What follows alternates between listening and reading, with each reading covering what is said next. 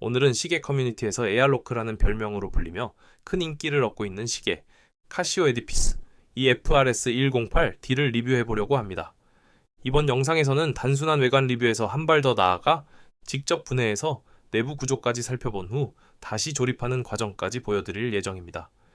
이 시계가 에알로크라는 별명을 얻게 된 이유는 명확합니다. 바로 오데마피게의 로얄로크를 연상시키는 디자인 요소들 때문인데요.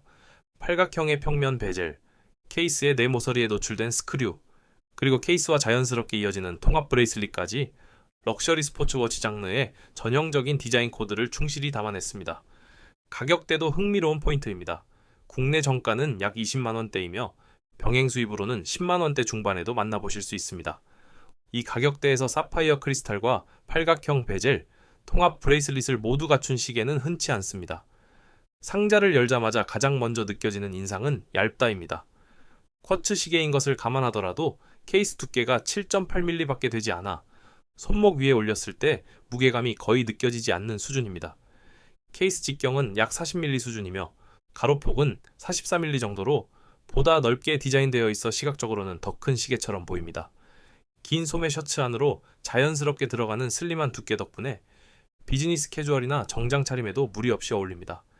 베젤은 헤어라인 가공으로 마감된 평면 팔각형 형태입니다. 일반적인 로얄로크의 베젤이 입체적인 팔각형이라면 이 시계는 평면으로 처리되어 보다 미니멀한 느낌을 줍니다. 케이스의 네 모서리에는 스크류가 노출되어 있는데요. 실제로 이 스크류가 케이스를 체결하는 역할을 하는 것은 아니고 디자인적으로 로얄로크의 8개 노출 스크류를 오마주한 요소입니다. 가격 대비 상당히 정교한 마감을 보여줍니다. 블랙 다이얼은 베젤과 마찬가지로 헤어라인 마감으로 처리되어 있어 빛의 각도에 따라 결이 살아나는 텍스처를 느낄 수 있습니다. 로얄로크의 그랑타피스 격자 무늬와는 다른 방향성이지만 무광 블랙이 아닌 결이 있는 블랙이라는 점에서 평범하지 않은 인상을 줍니다. 인덱스는 입체적으로 가공되어 있으며 특히 골드 컬러의 초침이 차분한 다이얼 위에서 포인트 역할을 톡톡히 해줍니다. 브레이슬릿은 케이스와 자연스럽게 이어지는 통합형 디자인입니다.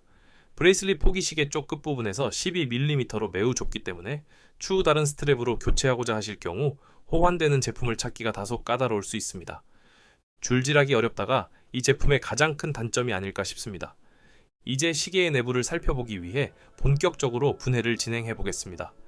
먼저 시계 본체와 브레이슬릿을 분리합니다. 케이스백을 살펴보겠습니다. 에알로크의 케이스백은 오프너로 열어야 하는 일반적인 쿼츠 방식의 구성으로 되어 있습니다. 케이스백을 분리하면 플라스틱 무브링과 함께 무브먼트가 모습을 드러냅니다. 용두를 제거 후 케이스를 뒤집어주면 분리됩니다.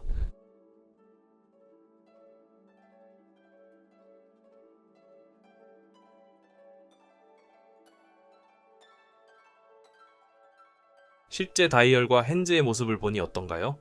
헤어라인 가공된 다이얼과 골드 핸즈 등 각 구성 요소의 질감을 보다 선명하게 확인할 수 있었습니다.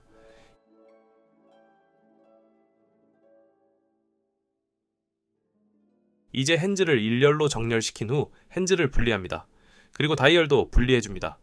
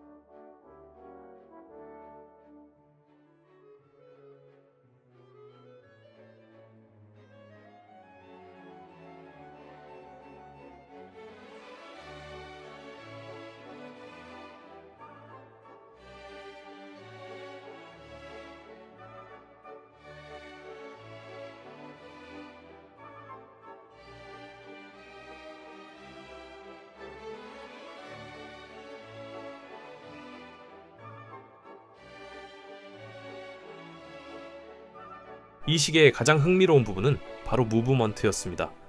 카시오 시계이지만 무브먼트는 미오타 무브먼트를 사용하였다는 것입니다. 분명 카시오에서 만든 시계인데 왜 일본의 또 다른 시계 브랜드인 미오타의 무브먼트가 들어가 있는 걸까요?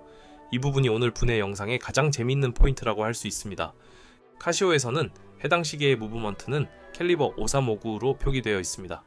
그런데 실제로 케이스를 열어보면 그 안에 들어있는 무브먼트의 본체에는 미오타에서 제작한 9U2로 무브먼트라는 각인이 그대로 새겨져 있습니다. 즉 카시오는 자사 모듈 번호로 535를 부여하고 있지만 실제 베이스 무브먼트는 시티즌 자회사인 미오타에서 공급받은 9U2로라는 것입니다. 사실 이는 시계업계에서 흔한 일 중 하나입니다.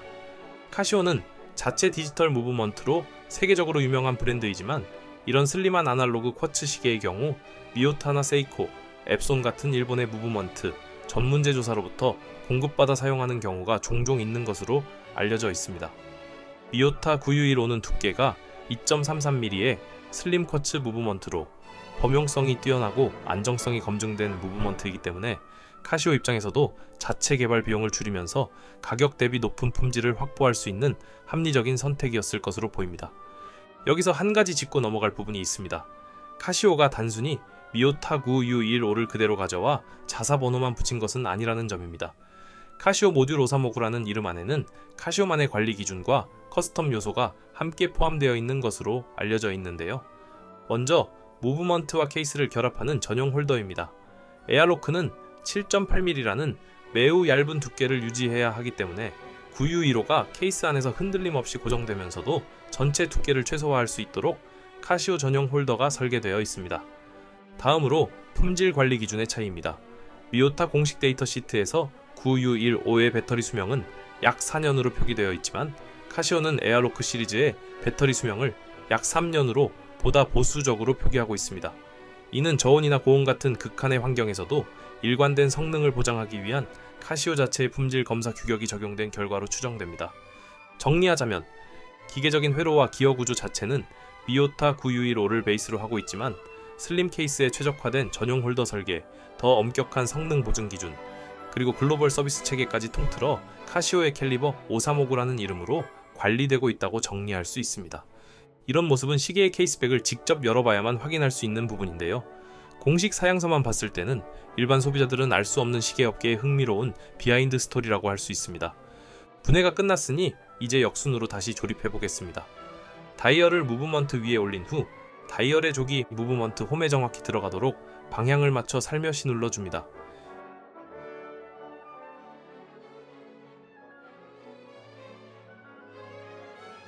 이후 용두를 돌려 밤 12시를 맞춘 후 시침, 분침, 조침 순서로 핸즈를 조립합니다.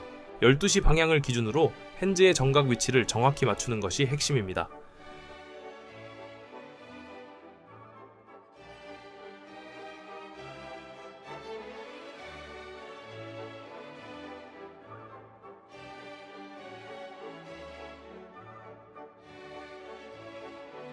핸즈 조립 후에는 시간을 작동시켜보며 핸즈끼리 서로 간섭하지 않는지 정각 각도가 정확한지 검수해줍니다. 핸즈 검수가 완료되면 무브먼트를 케이스에 다시 안착시킵니다. 무브링이 빠지거나 돌아가지 않도록 위치를 정확히 잡아주며 다이얼의 12시 방향과 케이스의 12시 방향이 정확히 정렬되도록 맞춰줍니다. 케이스백을 얹어준 후 닫아줍니다.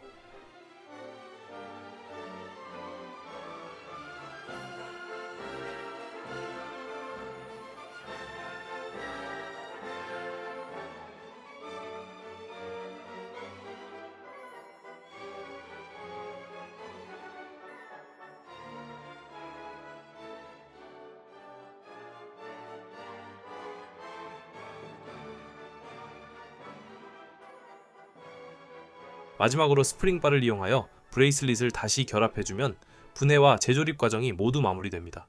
직접 분해해보고 다시 조립하면서 느낀 점은 이 시계가 가격대를 한참 뛰어넘는 만듦새를 가지고 있다는 점입니다. 물론 12mm의 좁은 러그 폭은 아쉬운 부분입니다. 하지만 이 가격대에서 럭셔리 스포츠 워치의 분위기를 즐기고 싶으신 분들께는 이만한 선택지가 또 있을까 싶을 만큼 매력적인 시계입니다.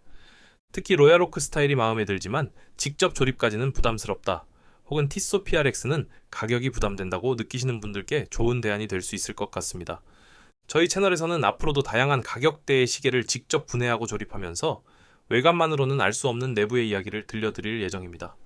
오늘 영상이 재미있으셨다면 좋아요와 구독 부탁드립니다.